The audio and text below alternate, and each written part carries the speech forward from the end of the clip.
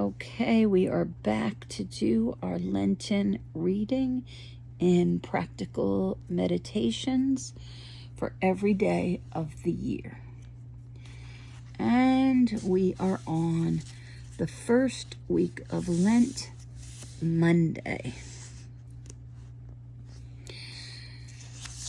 Necessity and manner of doing penance, especially during Lent. Look at Jesus Christ saying these words, "Except you do penance, ye shall all perish."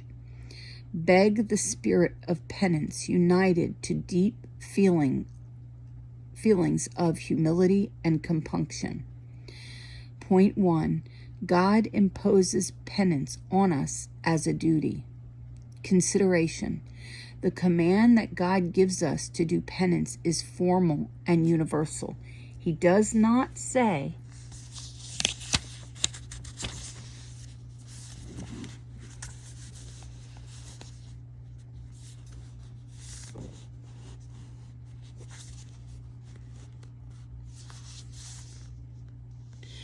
"Except you do penance, you shall perish, perhaps, or probably, but simply, you shall all perish." And why shall we perish? Because we are sinners. And after the loss of baptismal innocence, there is no other road to heaven but that of penance. Again, why? Because the flesh rebels against the spirit and continually inclines us towards sin. Consequently, says Paul, if by the Spirit you mortify the deeds of the flesh, you shall live. See autumn, spiritu facta, karmas, mortificae veritas, vivatis. Application. We are then obliged to do penance, and penance proportioned, says the Council of Trent, to the number and gravity of our sins.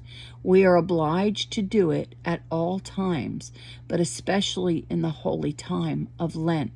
And all of us, whatever may be our age or our strength, we can do all penance in one way or another. The fathers of the desert, men eminent for their penance, made it consist principally in fasting, vigils, and austerities. We shall see in the 3 points of this meditation how we can practice these 3 kinds of penance, and first as regards fasting. If we cannot observe it in all its rigor, we can observe it in part. We can retrench our ordinary food and confine ourselves with due discretion to what is absolutely necessary. We can mortify our taste in eating and drinking by depriving ourselves habitually of dainties. Consider before God what you can and will do during these days of penance, and be faithful to what you've resolved upon. Affections and resolutions.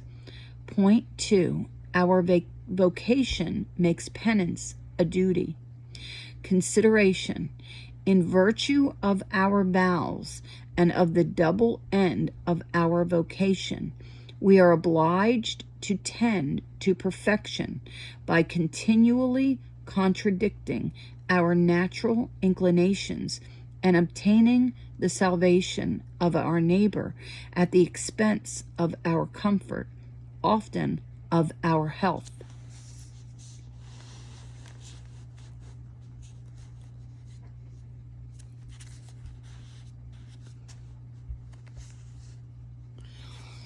And all this evidently requires the spirit of sacrifice and mortification, or of a continual penance. Application. The penitents of the desert united to their fasts, vigils, and hard labor.